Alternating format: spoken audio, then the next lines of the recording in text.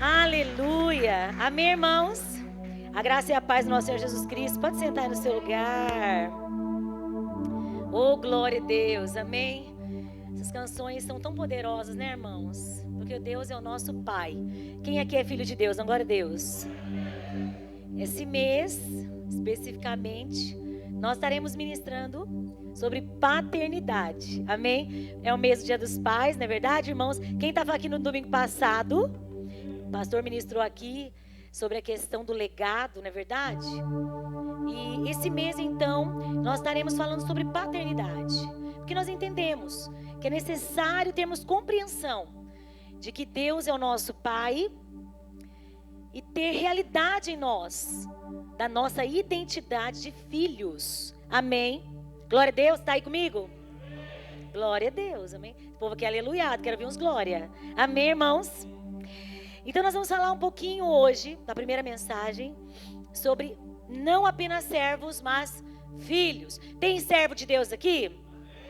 Mas tem filho de Deus também? Aleluia, você é filho, amém? Então abre comigo lá no livro de Lucas, Lucas capítulo 15, a partir do verso 11.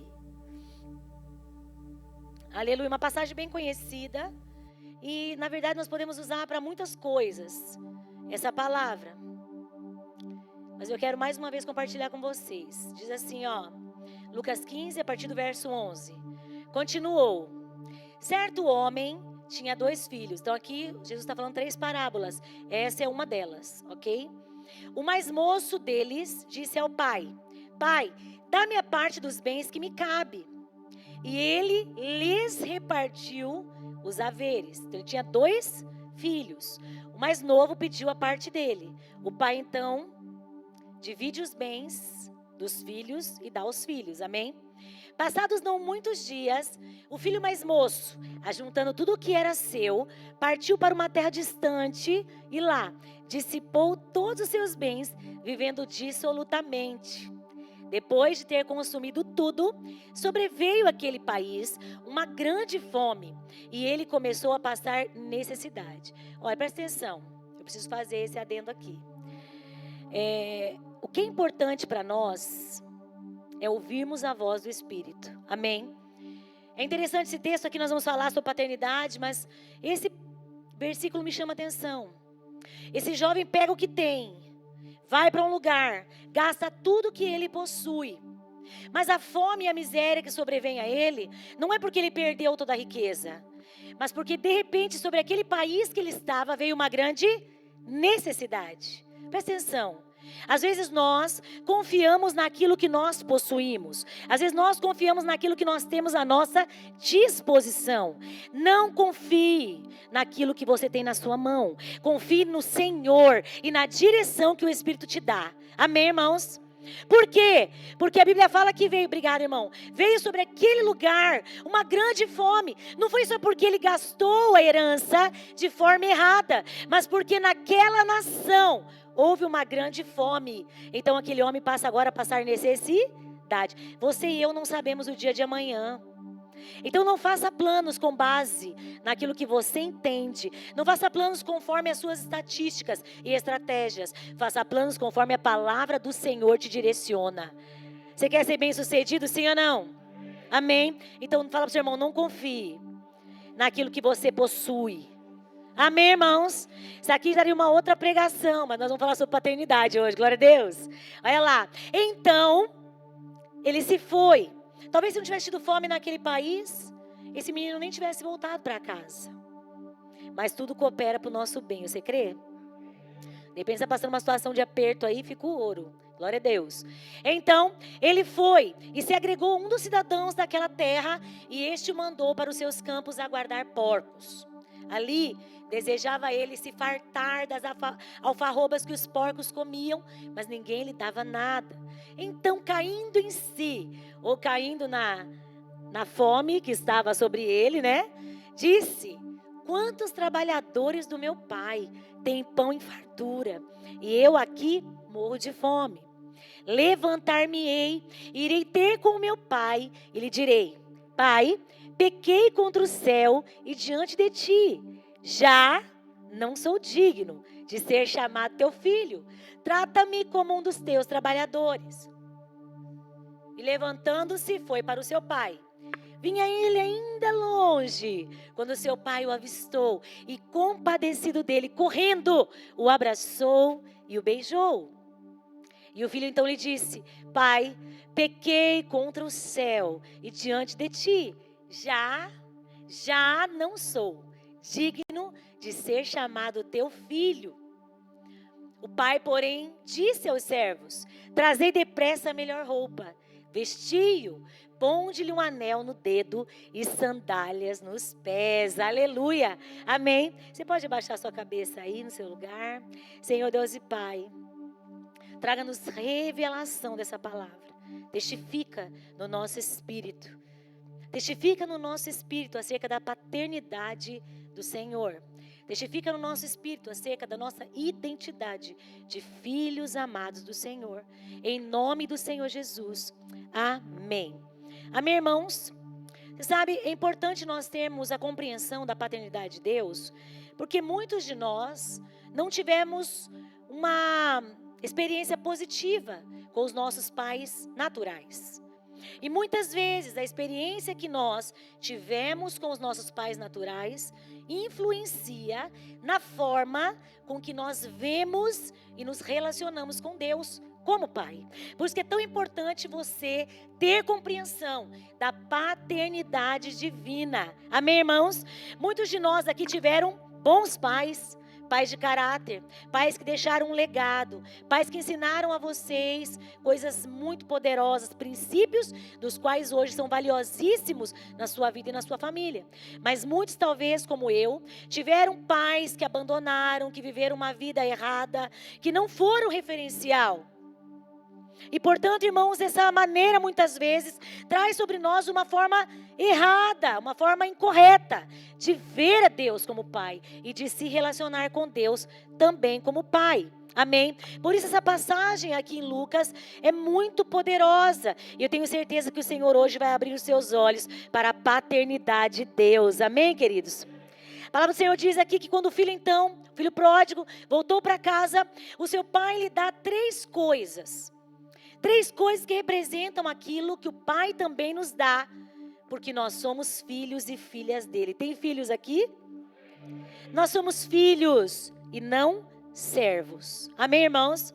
Quando o filho pródigo decidiu voltar para casa, ele queria ser tratado como um servo, como um trabalhador. Por quê? Porque o comportamento dele havia sido errado. Ele se comportou muito mal. Então ele queria ser tratado como um trabalhador. Mas como é a atitude do pai? O pai trata ele como um trabalhador? O pai o trata como um filho. Fala para o seu irmão, você é filho amado do pai.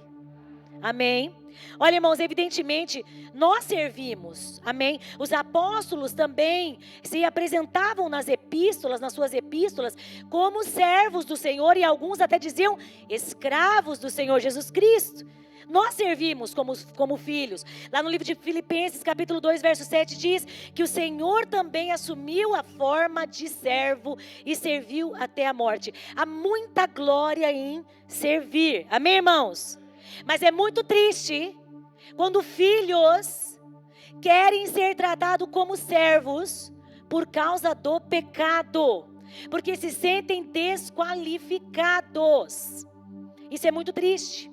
Nós não somos filhos porque nós servimos. Nós servimos porque somos filhos. Amém? E há uma grande diferença nisso. Você vai entender que a sua posição em Deus, conquistada em Cristo, jamais pode ser alterada. O seu estado, sim. Acompanhe esses domingos, nós vamos falar de paternidade, que nós vamos falar sobre isso. Entre posição, a diferença entre posição e estado. A sua posição em Cristo não pode ser mudada. Cadê a glória a Deus? Eita, você não tem compreensão ainda do que é essa posição, mas você vai entender. Amém? Agora, o seu estado, muitas vezes, ele é alterado. E muitas vezes nós nos relacionamos com Deus, não com base na posição que foi conquistada, mas no estado que nós estamos. E é por isso que você não consegue avançar. Quantos querem avançar aqui no Senhor? Eu tenho certeza que você vai avançar. Tendo revelação da paternidade de Deus, da sua posição em Cristo. Você crê? Nós somos filhos. Nós não servimos para ter uma posição. Nós servimos porque já temos uma posição. Isso faz toda a diferença na nossa vida. Amém? Lá no capítulo 15 de Lucas, então, como nós lemos no verso 17, diz: então, caindo em si, ele disse: quantos trabalhadores do meu pai têm pão em fartura, eu aqui morrendo de fome, obrigada, gatona, querendo comer das alfarrobas dos porcos. Ah não, chega, eu vou me levantar e vou ir ter com meu pai, e vou dizer para ele: pai, pequei contra o céu, pequei diante de ti. Ele soube se colocar no lugar da graça, sim ou não, irmãos? Quem quer favor de Deus aqui? Se coloque debaixo, amém? Alcança favor aquele que se coloca debaixo, amém, queridos? Irei ter com meu pai e vou dizer: pai, pequei contra o céu, pequei diante de ti. Eu já não sou digno de ser chamado seu filho, portanto, me trata como um dos teus trabalhadores. E isso já é suficiente para mim. Eu não mereço mesmo, mas eu vou trabalhar para merecer.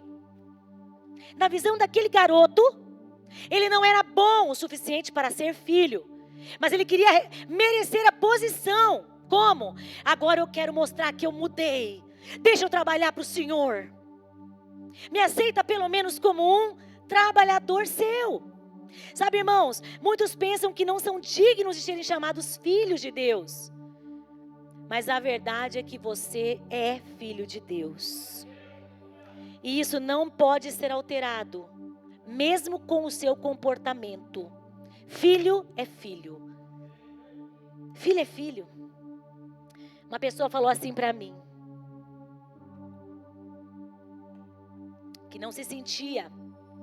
Nós estávamos falando sobre a volta de Jesus. Quantos anseiam pela volta de Jesus? Glória a Deus, você é o povo do fogo.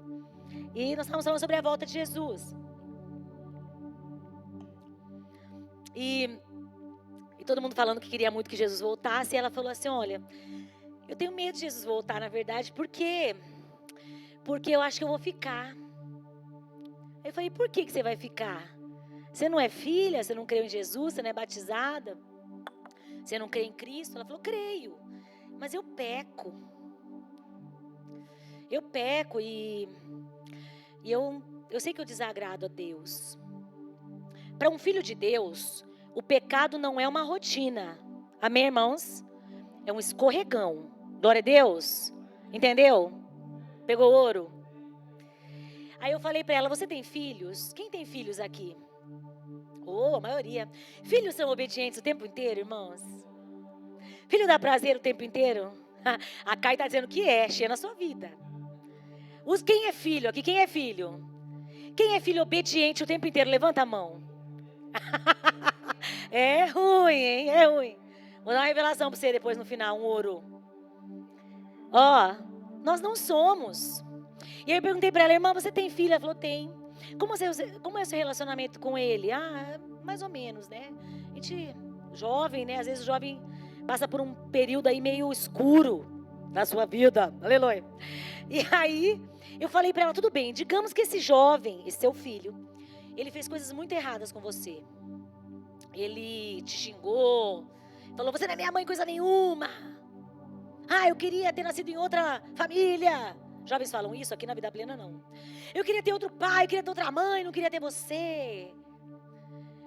E aí de repente ele fala: não quero te olhar mais. Mas de repente esse filho está diante dela agora, cai na água e começa a se afogar. Eu perguntei para ela: o seu filho todo torto, tudo errado, começa a se afogar, o que você fala para ele? Você diz para ele: se vira agora.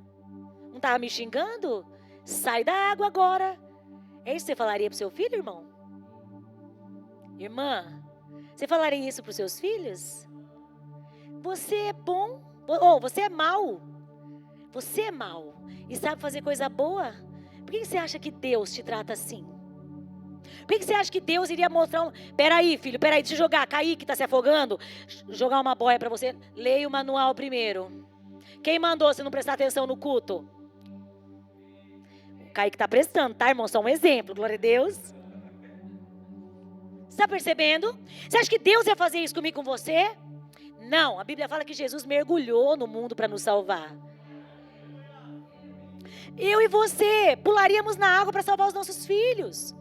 Há pais e há mães que até morrem salvando os seus filhos. Se lançam. A sua posição diante de Deus como filho é inalterável. Você é filho de Deus, independente do seu comportamento errado. Agora, quando você tem a compreensão de quem Deus é e da paternidade dele na sua vida, o comportamento passa a mudar de dentro para fora. Porque um filho que tem prazer no pai ou na mãe, né? O Zen tem um prazer na mãe dele, tem ou não tem? O Zen é um filho obediente, Vivi? É. Ele tem prazer na mãe, ele não quer ver a mãe sofrer. Filhos que têm prazer nos seus pais, que não querem ver os seus pais sofrerem, eles até erram, eles até escorregam, mas não é propositalmente. Amém, irmãos? Porque o que eles querem é dar prazer para os seus pais. E consequentemente prazer vem colocar o lixo lá fora, lavar a louça, acordar cedo, fazer a lição, ô glória, passar de ano para os jovens que estão aqui, sim ou não? Glória a Deus. Não responder, de vez em quando fazer aquele cafezinho da manhã, servir o pai, servir a mãe, falar, eu sou feliz porque você é meu pai, você é minha mãe. Fica a dica, aleluia, cadê minha filha? Minha filha está por aqui? Não, né? Oh Deus, dá revelação para ela lá. Amém? Olha que poderoso. O pai aqui da parábola, ele corre ao encontro do seu filho. Quando ele vê o filho vindo ainda longe, a Bíblia fala que ele corre, compadecido dele, ele corre. Um velho, um senhor, corre, levanta os vestidos, porque naquele tempo era vestido, levanta os vestidos e corre na direção do filho, abraça o filho e o beija. Isso aqui é tão poderoso, queridos. O Senhor não te trata conforme você merece. Nós merecíamos o inferno, mas o Pai escolheu nos dar o céu em Cristo Jesus. Amém? O menino nem acabou de falar. O pai chama imediatamente os servos e fala, tragam depressa. Tragam a melhor roupa, vistam-no. Colocam um anel no dedo dele, as sandálias nos seus pés. Meu filho estava morto e reviveu. Meu filho está aqui. E os 3 presentes que o pai deu a esse filho pródigo no seu regresso para casa, nos falam também daquilo que Deus nos dá agora que nós somos filhos. Tem filho de Deus aqui? Amém? Então tenha bem claro na sua mente que cada presente que o pai dá é somente para filhos. Servos não ganham presentes, como os filhos não. Aqueles que trabalham para você jamais vão receber aquilo que os seus filhos recebem. Filho é filho. Sim ou não, irmãos? Amém? Enquanto os filhos são pequenos, os filhos não se diferem dos escravos. Eles são herdeiros, mas não podem desfrutar da herança. Mas num determinado tempo, num certo tempo, eles vão poder desfrutar. Lá no livro de João, capítulo 8, verso 35 diz: o escravo ou o servo não fica sempre na casa. O filho sim, o filho fica para sempre. Tem filho aqui? Glória a Deus. Lá no livro de Gálatas, capítulo 4, verso 7. Diz assim: de sorte que já não és escravo, porém filho, e sendo filho, também herdeiro por Deus. Amém? Nós não somos escravos, nós somos filhos. E se nós somos filhos, nós somos herdeiro. Levanta a sua mão comigo e diz assim: eu sou filho de Deus. Diga, eu tenho uma herança em Deus. Amém? E a prova de que nós somos filhos é que Ele nos deu primeiro vestes de justiça. A primeira coisa que Deus nos dá são vestes novas, vestes de justiça. Isaías 61, verso 10 diz: regozijar-me-ei muito no Senhor. A minha alma se alegra no meu Deus, porque Ele me cobriu de vestes de salvação e me envolveu com o seu manto de justiça, como noivo que se adorna de turbante, como a noiva que se enfeita com as suas joias. Esse manto representa uma nova posição diante de Deus. O manto de justiça, ou as vestes de justiça, foi aquilo que Cristo conquistou. Ele nos justificou e nos deu uma posição diante de Deus. Amém, irmãos? Nós não tínhamos direito, naturalmente, a nos aproximarmos do Senhor, mas por intermédio de Jesus Cristo, nós podemos entrar diante do trono da graça de Deus. Aleluia! E olha, irmãos, nossa justiça não é resultado das nossas boas obras, dos nossos bons comportamentos. Você pode querer fazer tudo certinho, você vai cair. Se você quiser entrar na presença de Deus, vestido com o seu merecimento, com o seu bom comportamento, com as suas obras, diante do Senhor entram aqueles que são justificados e vestidos pelo sangue do Cordeiro. Eu e você só podemos entrar diante do trono de Deus, porque Cristo está sobre as nossas vidas. Nós estamos vestidos com a justiça de Jesus. Oh, meu Deus, que o Espírito Santo traga revelação para você dessa justiça. Porque isso aqui não é conquistado pelos nossos méritos, mas é algo que nós recebemos pela fé. É a justiça do Senhor Jesus em nós. Você é justo porque tem tentado conquistar essa justiça por intermédio de um bom comportamento? Ou você é justo porque você creu em Jesus e recebeu de graça? Sabe, irmãos, eu creio que se eu perguntar isso, como eu perguntei, alguns vão dizer para mim, não, eu creio que eu sou justiça de Deus em Cristo. Mas sabe, eu temo que como aquela irmã que pensava que iria para o inferno, então ela não quer nem que o noivo volte, porque ela cai de vez em quando, ou seja, ela não é uma mocinha bem comportada. Eu temo que você aí ainda também guarde, cultive esse pensamento, porque essa crença errada vai levar você a viver uma vida errada. O comportamento não é tão ruim se a crença for errada. A crença é pior. Quando nós temos uma crença errada, vai gerar em nós um comportamento que? Errado. Fala para o seu irmão, tudo começa dentro de você. Amém? O seu entendimento sobre isso vai afetar diretamente a forma com que você se relaciona com Deus, a forma com que você se relaciona com os seus irmãos, a forma com que você se relaciona com o seu cônjuge. Se você vive no merecimento, acredita em mim, isso vai afetar a forma com que você vive até com você mesmo. O filho pródigo não havia feito nada para ganhar os 3 presentes. E olha o que ele diz para o pai. Pai, pequei contra o céu, pequei diante de ti, já não sou digno, já não sou. Ou seja, em algum dado momento, esse filho se achou o quê? Digno. Sabe qual é o problema de você se achar digno? De você andar pelo seu bom comportamento. O bom comportamento vai trazer sobre você a característica de ser digno, de merecer alguma coisa. E aí quando você julga que merece então alguma coisa, você faz o quê? Você cobra. Porque esse menino aqui acreditava que ele merecia, então disse para o pai o quê? Pai, me dá tudo que eu tenho, o que é meu direito. Esse é o problema de você andar pela justiça própria. Você acha que você é digna, mulher, de receber todo elogio da sua família, e aí o marido não elogia você, aí você diz, tá vendo? Você não me elogia, eu estou cansada desse relacionamento, você não faz por onde nada, eu faço tudo nessa casa e você nunca faz nada. Você está entendendo? O marido, por sua vez, olha para os filhos, ele se acha digno de honra, porque afinal de contas ele trabalha igual um camelo, de sol a sol, para trazer pão para dentro de casa. E os filhos estão aonde? No videogame, estão no celular, estão na televisão, estão no Netflix. Então ele diz o quê? Vocês não me honram, nessa casa eu não tenho honra. Você percebe que a forma com que você vê a Deus de verdade vai influenciar no seu relacionamento em todos os aspectos, irmãos. Esse menino alguma vez se achou digno. E presta atenção. Quando nós nos achamos dignos, em algum momento nós vamos cair. Eu e você não somos dignos. Muitas pessoas vivem exatamente assim. Pensam que precisam ser dignos para serem tratados como filhos. Então fazem tudo para se comportar bem. Eu tenho uma boa notícia para você. Você quer? Você não é digno.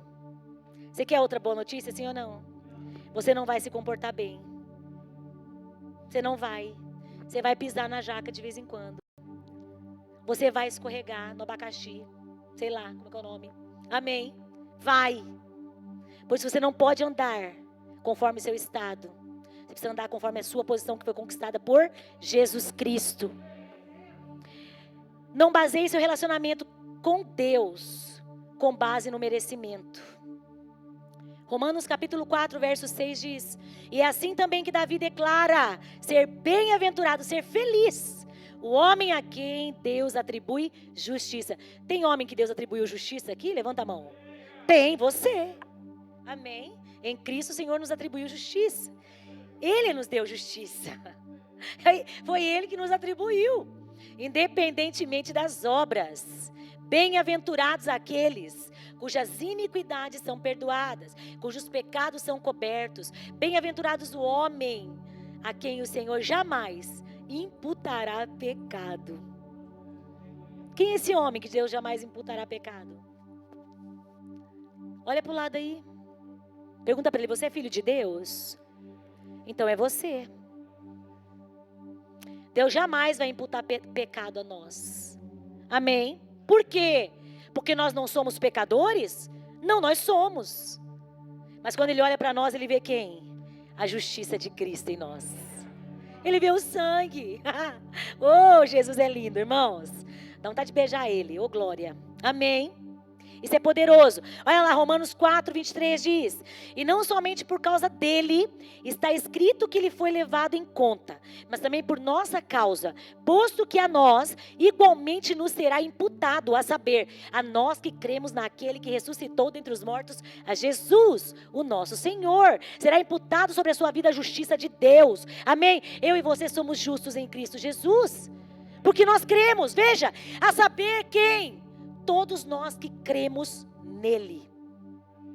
É crer. É crer. Amém? A palavra de Deus mostra claramente que o dom da justiça nos é dado independentemente das obras. Presta atenção. Não tem nada a ver com você. Não tem nada a ver com o que você faz. Tem a ver com Jesus. Tem a ver com o que Ele já fez. Pastora, mas eu vou viver pecando? Você é filho? Quem é pai aqui que ama seus filhos? Você os abençoa, você dá liberdade para eles, mas dá liberdade para quê? Para eles serem presos? Para eles apanharem da polícia? Você dá liberdade para eles saírem e fumarem uma carreirinha de cocaína? Você dá liberdade para eles saírem se prostituindo? É isso que você quer como pai? Quando você dá liberdade para eles, você está querendo que eles voem mais alto. Quando o Pai te dá liberdade, na graça, não é para você ficar preso ao diabo, não, irmão. É para você voar mais alto. Fala para o seu irmão: nós vamos voar mais alto. Aleluia. Amém, irmãos? A justiça nos é dada. Nós jamais podemos conquistá-la. Como que a justiça foi imputada a Abraão? A Bíblia diz que ele creu. Ele creu. E porque ele creu, a justiça lhe foi imputada. Amém? Deus pega o nosso pecado, pega a justiça de Cristo, coloca em nós, quando nós cremos, e pega o nosso pecado e colocou em Cristo naquela cruz. Foi isso que aconteceu, foi essa troca do Calvário. Eu e você estávamos presos nas nossas imundícias, mas o Senhor resolveu colocar uma veste nova em nós. Oh, isso é poderoso, irmãos. Portanto, não ouça o acusador, não há mais nenhuma condenação sobre a sua vida. Há uma história interessante, abre comigo lá no livro de Zacarias, capítulo 3. Há uma história muito interessante aqui nesse capítulo de Zacarias. Capítulo 3, a partir do verso 1. Depois que o povo de Israel voltou do cativeiro, eles estavam edificando o templo. E o homem que Deus usou para essa edificação chamava-se Josué. Josué ou Jesua em algumas traduções, ou Joshua. Esse Josué não é o Josué discípulo de Moisés, amém? Esse Josué é o sumo sacerdote Josué. Olha o que diz aqui. Deus me mostrou o sumo sacerdote Josué, o qual estava diante do anjo do Senhor. e Satanás estava à mão direita dele, para se lhe opor. Mas o Senhor disse a Satanás: o Senhor te repreende, ó Satanás. Sim, o Senhor que escolheu a Jerusalém te repreende. Não é este um tição tirado do fogo? Ora, Josué, trajado de vestes sujas, estava diante do anjo. Tomou este a palavra e disse aos que estavam diante dele: tirai-lhe as vestes sujas. A Josué disse: eis que tenho feito que passe de ti a tua iniquidade e te vestirei de finos trajes. Aleluia! Irmãos, este homem aqui estava como sumo sacerdote. Então Satanás chega-se à direita de Deus para quê? Para mostrar o pecado do sumo sacerdote. Ele está sujo. Mas qual que é a palavra do Senhor? O Senhor te repreende. Você nem vai abrir a boca para falar dele. Você está vendo que ele parece um tição saído do fogo? Ele está sujo. Mas ei, tragam vestes novas. Tragam roupas novas. A justiça de Deus está sobre mim e sobre você. Ainda que o diabo aponte, acuse você, e ainda que até algumas bocas do inferno, usadas pelo capeta, venham para falar contra você, a minha posição e a sua diante do Senhor é vestes novas, vestes de justiça. Oh, glória a Deus, irmãos, isso aqui é poderoso demais. Na velha aliança, o diabo estava do lado à direita de Deus. Para quê? Para opor-se a Deus. Como? Acusando os irmãos. Ai, meu Deus, pega esse ouro. Pega o ouro. Não acuse pessoas. Você não é filho do diabo. Você é filho de Deus. Filhos de Deus mudam a roupa do outro, cobrem. Jamais, jamais acusam. Agora na nova aliança, Jesus está à direita de Deus Pai. Jesus está ali como nosso advogado, advogando a nossa causa. Ei, filhinhos, João disse, se você cair, você tem um advogado. Você tem a Cristo. Amém, queridos? Isso aqui é poderoso. Sabe, Isaías 64:6 diz que todas as nossas justiças são como trapo de imundícia. Era assim que nós estávamos vestidos. Por isso nós não podemos aproximar de Deus com essas vestes, irmãos. Se você chega diante de Deus confiado no seu merecimento, é apenas trapo de imundícia. Mas quando você chega confiado no merecimento de Jesus, você tudo pode no Senhor. Amém? O Pai trocou a roupa do seu filho. E nós hoje recebemos trajes de justiça, simplesmente porque nós somos filhos. O pai não perguntou para aquele menino: trouxe algum dinheiro de volta? O que você fez? Ele simplesmente fala: tragam uma roupa para o meu filho, nova. Jesus não pergunta para você o que você já fez. Ele não consulta o seu passado. Não. Ele só quer que você volte para casa. Volta para casa. Volta para casa com as vestes como estão. E deixa Ele colocar uma veste nova em você. Que poderoso, irmãos. E esse dom da justiça, esse presente que Deus nos dá, esse presente que nós recebemos, você precisa receber esse presente. Amém? É Ele que vai nos capacitar a viver uma vida correta. É Ele que vai gerar em nós um bom comportamento. Amém? Por quê? Porque nós temos o poder do Espírito Santo em nós. Apocalipse 19:8 diz: pois lhe foi dado vestir-se de linho finíssimo, resplandecente e puro, porque o linho finíssimo são os atos de justiça dos santos. Tem santo de Deus aqui? Você é santo de Deus. Amém? Bom, segundo presente, vamos correr, meu Deus. Eita, aleluia. Segura nós. Quem me dá 5 minutos? 5, 10, 15, 20, que ele levantou as duas mãos, 25, 30. Vocês estão comigo hoje, aleluia. Segundo, o anel de autoridade. O segundo presente que o pai dá para o filho é o anel. Então as vestes simbolizam justificação. Fala comigo, vestes significa justificação. Anel representa autoridade. Amém, irmãos? Assim como a justificação, a autoridade também nos é dada pela graça, mediante a fé. Lá no livro de Gênesis, capítulo 41, verso 42, diz: Então tirou o faraó o seu anel de sinete da mão e o pôs na mão de José, fê-lo vestir roupas de linho fino e lhe pôs no pescoço um colar de ouro. Quando o faraó quis dar autoridade para José, ele disse para José: olha, depois você vai reinar sobre o Egito. Só eu vou estar acima de você. Então ele faz o quê? Ele dá um anel para José. Amém? Isso significa autoridade. Lá no livro de Esther, também capítulo 8, verso 8 diz: Escrevei, pois, aos judeus como bem vos parecer, em nome do rei. E selaio. Selaio, vem até com esse anelzão para você ver, vocês estão vendo aí? Selaio, com o anel do rei. Porque os decretos feitos em nome do rei e com o seu anel que se selam não se podem revogar. Então o que nós aprendemos aqui, baseado nesses textos, irmãos? Anel significa o quê? A autoridade, representa a autoridade. Naqueles dias o anel tinha a função parecida com os nossos cartões de crédito. Já assistiu aqueles filmes de reis e rainhas?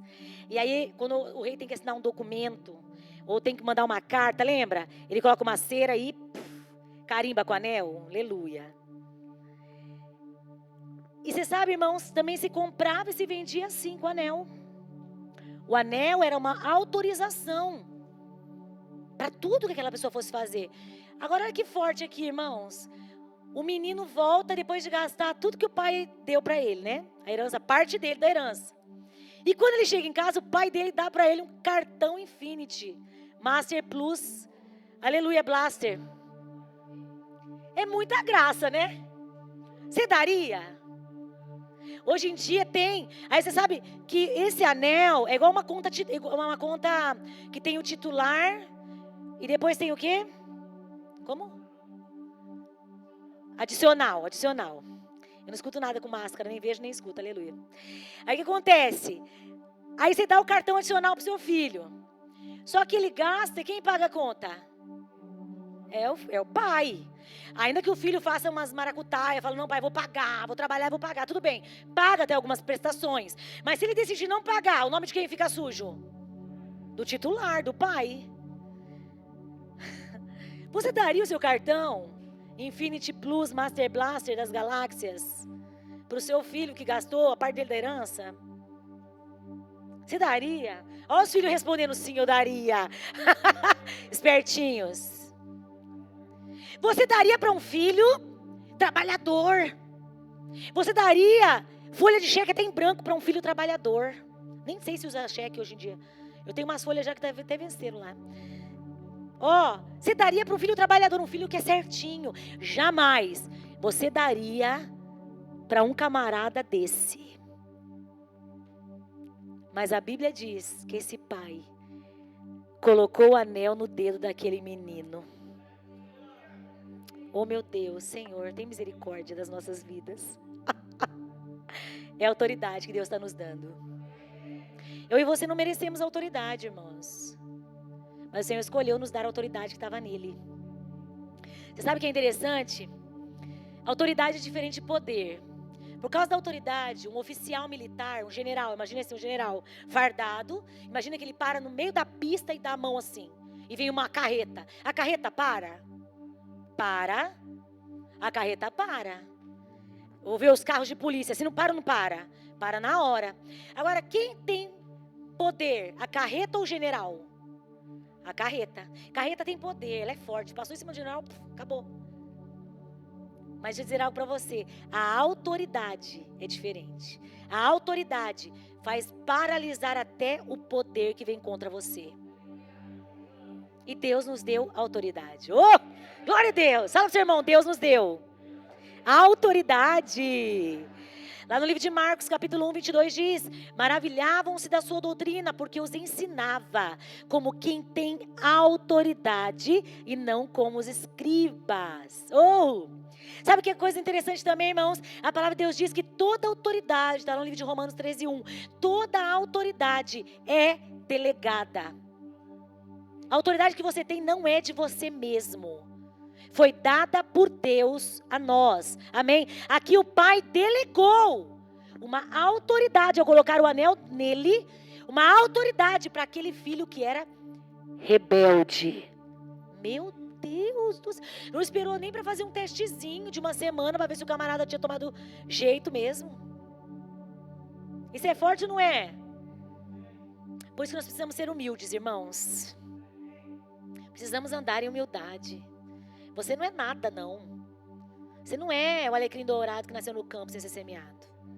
Você não é a última bolacha no pacote, acredite em mim. Tem gente melhor que você. Você só está aqui por causa dele. Por isso você tem que entender que tem que andar em humildade. Nós não temos autoridade para nada. Naturalmente não. Amém? Mas ele escolheu colocar em nós a sua autoridade.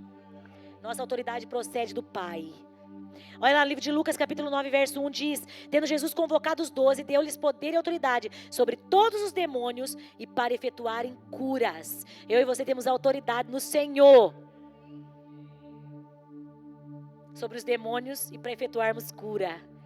Eita glória! Eita glória! Amém? Alguns historiadores dizem que na verdade esse texto aqui se refere só aos apóstolos, só aos 12, mas no capítulo 10 o Senhor concede a outros 70, a mesma autoridade. Olha o que diz lá, Lucas 10, verso 1, diz assim, ó, do 10, 19, diz assim, ó: eis aí vos dei autoridade para pisar de serpentes, escorpiões e todo o poder do inimigo, e nada, absolutamente nada, lhe causará dano. Já piso com a minha bota de serpente aqui, aleluia. Nada vai causar dano para você. Você vai pisar serpente, escorpião e todo o poder do inimigo. Por quê? Porque você tem autoridade no Senhor. Uma autoridade que foi delegada a você. Agora, o que está vindo contra você? Você vai mandar paralisar em nome de Jesus e vai parar.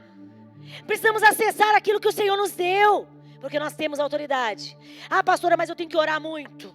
Alguém falou, tem que se santificar. Você jamais vai conseguir se santificar.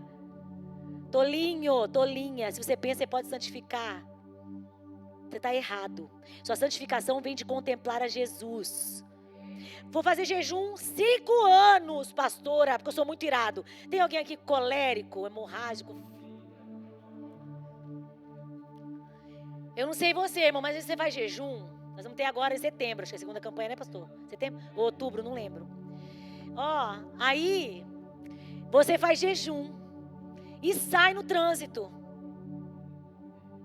A Bíblia fala que só de pensar em matar, você já matou. Você sabe disso, né? Tem mais alguém assassino igual eu aqui? Porque às vezes eu saio, tô de jejum. Aí tô lá, orando em línguas, até tem que orar mais em línguas ainda nessa hora. Aí você pega uns abençoados na... que você fala, morre. Hoje um camarada vinha atrás de mim empinando a moto. Aí eu olhei, olha, tá entregando coisa, eu vou pegar o telefone dele e vou ligar lá para denunciar ele. O camarada não fez nada comigo, não encostou no meu carro, nada, irmãos. Mas a maldade tá ligada no nosso coração, já queria denunciar o homem. Ele só porque ele veio empinando atrás de mim. Eu falei, como que pode? Tá na trabalho empinando essa moto. Você se irrita assim também? Eu também me irrito, mas então veja bem. Ficamos 5 anos lá. Vou no alto de uma montanha, ninguém me vê, não tenho acesso a ninguém. É fácil ser santo assim? Não é fácil? Eu viveria de jejum assim, todo mundo ia falar, nossa, Santa Karen, a Santa Karen das pulseiras. Aí a minha filha ia falar, mãe, Bruna, pega um copo com água pra mim. 5 anos, fiquei reclusa. Aí você solta esse indivíduo no trânsito de São Paulo. Vai perder os 5 anos de santificação dele. Sabe por quê? Porque santificação não é na sua força. Santificação é pelo Espírito de Jesus em nós. Você é santificado por estar nele.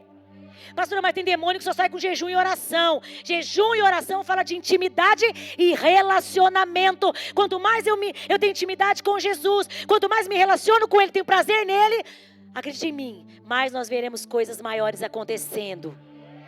Agora, a autoridade, irmãos, para que os demônios se submetam a nós, Não está na nossa força ou no tempo de jejum que nós fazemos. Não está. Está porque nós temos uma autoridade que o Senhor nos delegou. Ele nos deu poder e autoridade para pisarmos serpente, escorpião e todo o poder do diabo. Aleluia. Glória a Deus. Irmão, isso aqui é poderoso. E sabe o que é interessante? Você pode pensar assim, pastora, mas isso aí é só para quem é grande. Quem já teve medo de expulsar demônio aqui? Não precisa nem levantar a mão, vai. Tem gente que tem medo de expulsar demônio. E diz assim, pastor, mas eu estou começando. Dá um medo. Não é pelo seu tempo de casa. É pela revelação que você tem. Posso dizer para você com certeza. Tem homens e mulheres que estão 30, 40 anos no evangelho. E não tiveram revelação ainda da graça e do favor de Deus nas suas vidas. Enquanto tem jovenzinho aqui que está chegando com 1, 2, 3 semanas, um mês, um ano. Já tem mais revelação daquilo e do propósito de Deus do que outras pessoas. E sabe o que é interessante? Isso que Deus tem para nós, a autoridade não é para quem é muito velho. Até porque crente não é velho, crente está crescendo. Glória a Deus, velho é o diabo. Nós estamos crescendo. Aleluia. Amém. Isso é para quem crê. Você sabe o que Jesus fala após isso? Ele se alegra. A Bíblia fala que ele exulta de alegria. Ele diz, Deus, eu exulto porque o reino foi revelado aos pequeninos. Quem são os pequeninos? Os pequeninos são aqueles que acabaram de se converter. Aqueles que recebem Jesus de braços abertos, sabe? Uma criança não questiona nada. Se uma criança questiona, tem um bebê aqui? Não tem nenhum bebê aí, né? Responde para mim aí, bebê. Ele nem vai responder. Se eu pegar o bebê no colo, ele está dormindo. Se eu pegar, ela vem. Ela não vai dizer, ela pode chorar um pouquinho, porque ela está no colo da mãe dela. Mas ela vai vir. Estão entendendo? Sim ou não? Uma criança não... Ela recebe o que Deus dá a ela. O que o Pai dá. Nós temos que receber o que o Pai nos dá. Amém? E é interessante que os discípulos falam assim, ai Senhor, olha só, enquanto nós saímos, os demônios se submetiam a nós. Ele mandou 70 de 2 em 2. Se submetiam a nós. E Jesus fala, pois bem, via Satanás caindo como um relâmpago na terra. Jesus ainda responde para incentivar os camaradas, né? Então, mas Jesus fala para eles, olha, mas não se alegrem porque os demônios se submetem a vocês. Se alegrem mais, porque o nome de vocês está escrito no livro da vida. Exultem por isso. Tem alguém aqui que o nome está escrito no livro da vida? Dá glória a Deus. Aleluia. Então nós temos motivos para celebrar.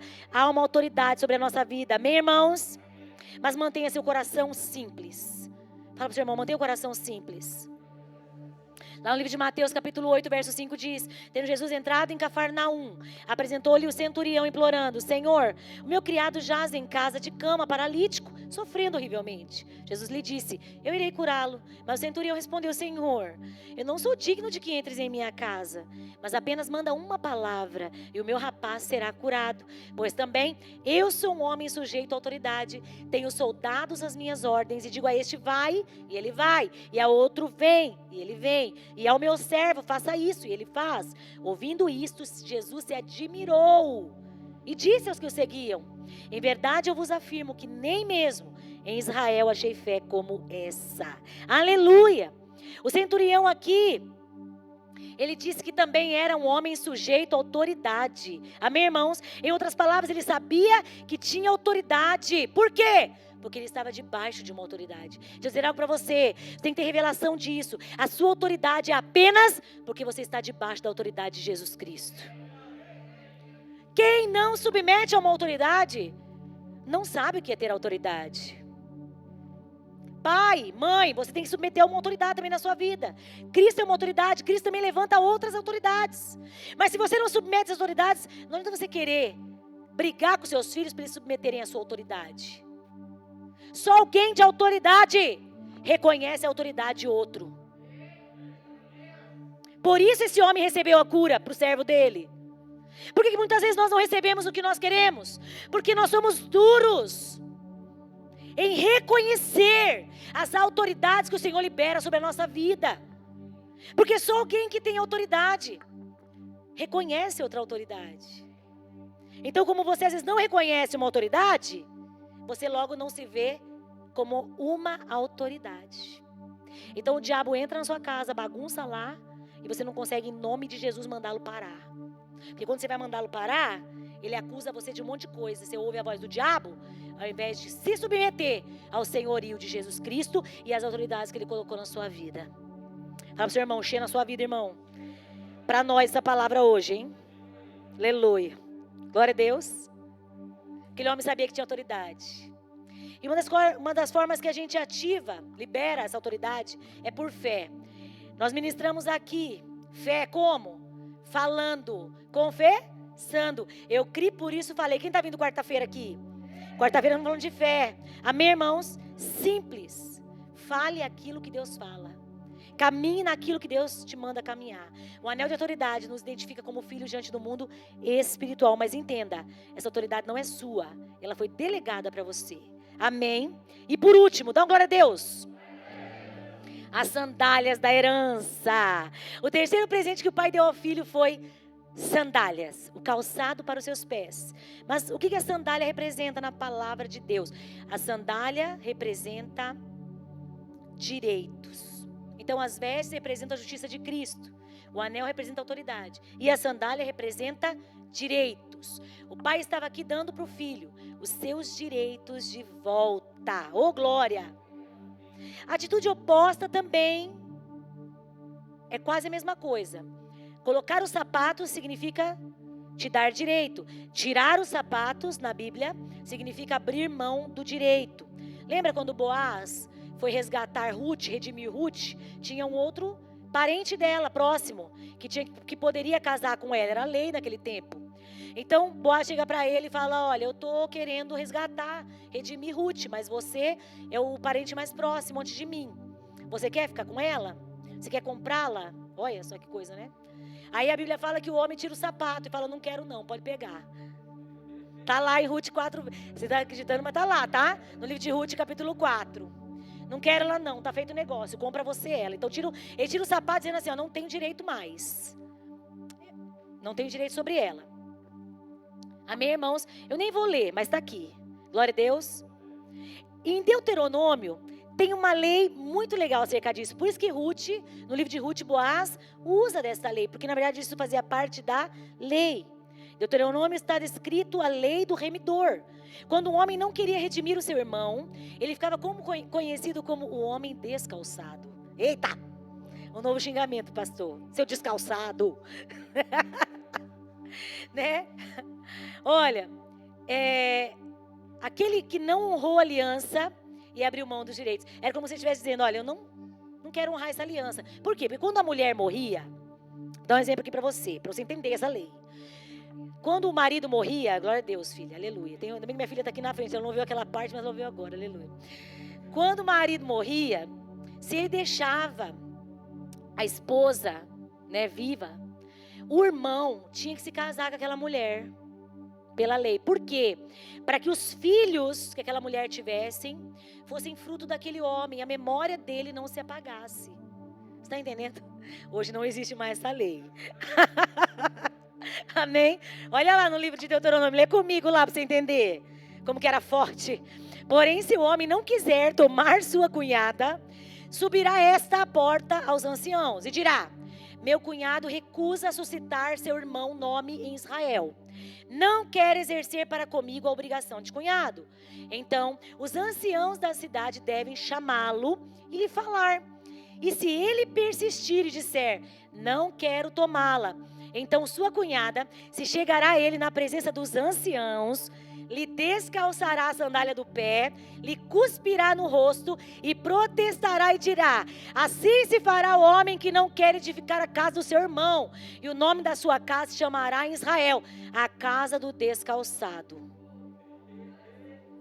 A bicha tinha que tirar o sapato do pé do homem, cuspir no rosto dele e dizer para ele, seu nome agora é descalçado, sua casa vai ser conhecida como descalçado, porque você não quis honrar seu irmão. Eita pega!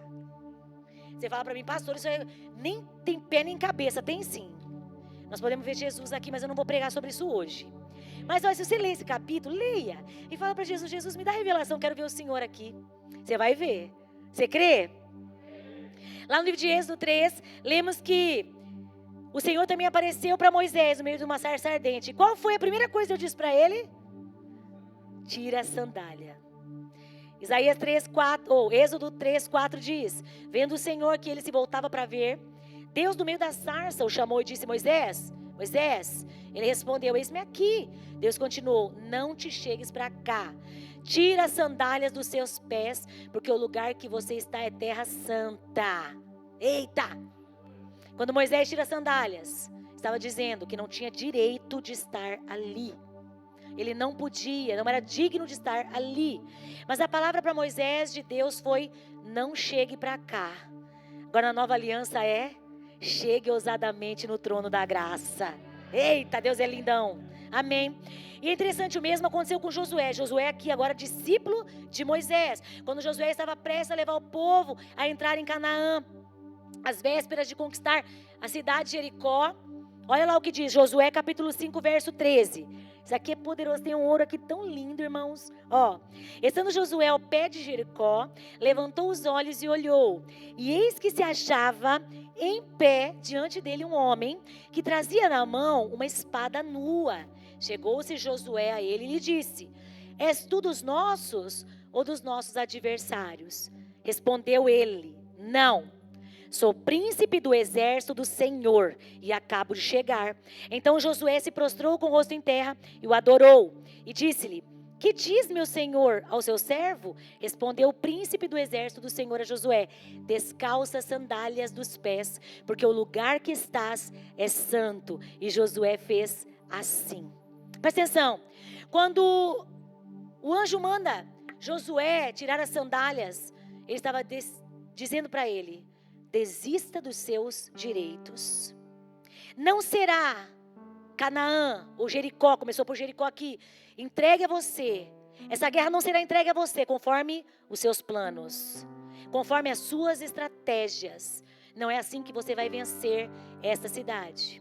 E é interessante que quando o Senhor pergunta aqui, quando Josué pergunta aqui para o príncipe, né, dos exércitos do Senhor: você veio por nós? Você está aqui por nós ou pelos nossos adversários? Ele responde: não. Eu não estou aqui para assumir lados. Eu estou aqui para assumir o controle. E se você quer vencer essa guerra, tira a sandália dos seus pés, abre mão do direito. Você vai fazer parte do meu exército e nós vamos guerrear. Você entende isso, irmãos? Isso aqui é poderoso demais. Quando o filho recebe os sapatos novos, e nós recebemos isso por intermédio da graça de Deus, isso significa que os nossos direitos estão sendo restaurados. Eu e você, quando tiramos a sandália, estamos dizendo: abrimos mão do direito. Se Deus manda, aqui como mandava na velha aliança, tirar o sapato, estava dizendo: não tem direito, não é digno, não vai ser do seu jeito, você não fala aqui. Josué não podia determinar nada, quem determinou foi o príncipe do exército do Senhor. Ele veio para dar uma ordem. Mas a Bíblia diz que na nova aliança, eu e você recebemos um calçado. Isso nos dá direito de entrarmos no trono da presença de Deus, no trono da graça. Nós falamos na terra e acontece. A Bíblia fala: o que ligardes na terra será ligado no céu. É conforme aquilo que você crê e liga na terra, aquilo que você fala, que vai acontecer na terra, no céu. E agora, o Senhor colocou em nós os sapatos, as sandálias da restauração. Amém, irmãos? Na posição de filhos. Se você é filho, você tem direitos. Você tem direito, sim ou não? Mas depois desses 3 presentes, eu quero finalizar com essa parte. O pai disse que quer fazer uma festa, porque o filho estava morto e reviveu. E é nesse ponto que o segundo filho chega. Está lá no livro de Lucas, capítulo 15, verso 25. Me acompanhe rapidinho, diz assim: ora, o filho mais velho estivera no campo, e quando voltava, ao aproximar-se da casa, ouviu música e danças. Chamou um dos criados e perguntou o que era aquilo. O criado então informou: veio teu irmão, e teu pai mandou matar um novilho cevado. porque recuperou com saúde. O irmão então se indignou e não queria entrar. Fez biquinho. Não vou entrar nessa festa. Saindo, porém, o pai procurava conciliá-lo. Mas ele respondeu ao seu pai: há tantos anos te sirvo, sem jamais transgredir uma ordem sua. O problema de você andar na justiça própria é que você se torna mentiroso, mentirosa. Fala coisas que são mentirosas. Fala das pessoas e, consequentemente, vai falar de Deus também. Você acha mesmo que esse menino nunca transgrediu uma ordem do pai? Sara tem quanto tempo? 9 meses. Você acha que a Sara não transgride a ordem da mãe e do pai, não? Olha lá, daqui a pouco ela começa a gritar ali.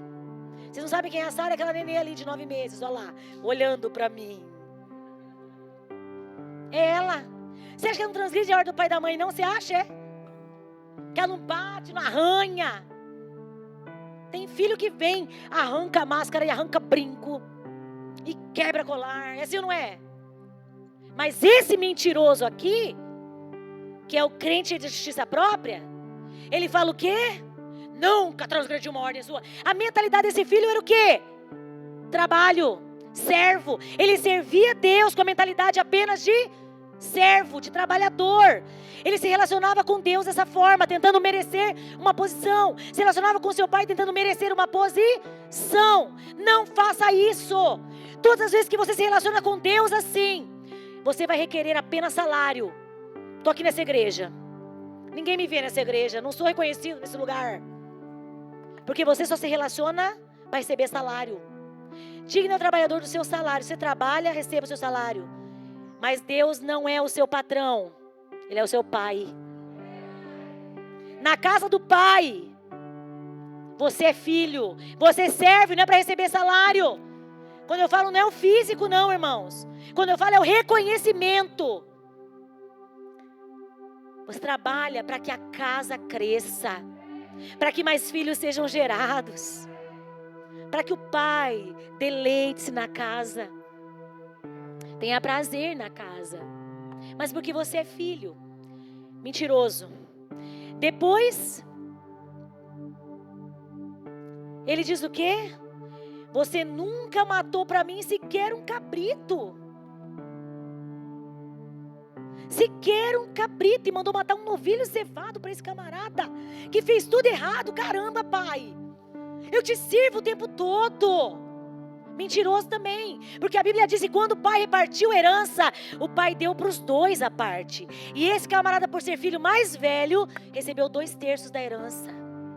Porque era lei. O filho mais velho recebia uma parte a mais. E já estava em poder das terras dele. Esse é o problema da justiça própria, irmãos. Leva você a ver só o negativo. Nunca desfrutar do pai. O pai fala para ele: filho, você está sempre comigo. Tudo que eu tenho é teu.